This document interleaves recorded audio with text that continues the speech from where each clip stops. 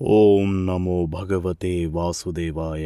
తన మల్లయోధులంతా నేలకూలడం చూసిన కంసుడు పిచ్చెక్కిపోయాడు. సింహాసనం నుండి దిగి కత్తి పట్టుకుని కృష్ణుడిపైకి దూకాడు. కాని జగన్నాటక సూత్రధారి ముందు ఆ మాయావి ఆటలు సాగుతాయా? కృష్ణుడు ఒక్క ఉదుటున గాలిలోకి ఎగిరి కంసుని జుట్టు పట్టుకుని సింహాసనంపై నుండి కిందకు పడేశాడు. భయంతో వణికిపోతున్న ఆ దుర్మార్గుని గుండెపై కూర్చుని తన పిడికిలిపోటుతో కంసుని ప్రాణాలను హరించాడు. కంసుడి 8 మంది తమ్ముళ్ళు కృష్ణుడిపైకి రాగా బలరాముడు వారిని తన హలంతో అంటే నాగలితో చిత్తు చేశాడు. మధుర నగరమంతా జయ జయ ధ్వానాలతో మారుమోగిపోయింది. ఆకాశం నుండి దేవతలు పూలవాన కురిపించారు. వెంటనే కృష్ణుడు కారాగారానికి వెళ్లి తన తల్లిదండ్రులైన వసుదేవ, దేవకీల సంఖ్యలను తెంచాడు.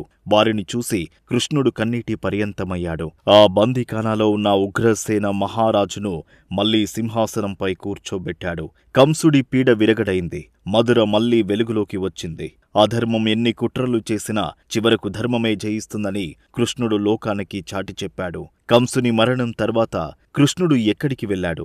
ఆయన విద్యాభ్యాసం ఎక్కడ జరిగింది? సాందీపని మహర్షి ఆశ్రమంలో ఏం జరిగింది? తర్వాతి ఎపిసోడ్లో కృష్ణ బలరాముల విద్యాభ్యాసం, గురుదక్షిణగా తిరిగి వచ్చిన గురుపుత్రుడు గురించి తెలుసుకుందాం. ఈ ఆధ్యాత్మిక ప్రయాణంలో చేరడానికి మన ఛానల్ని ఇప్పుడే సబ్స్క్రైబ్ చేసుకోండి.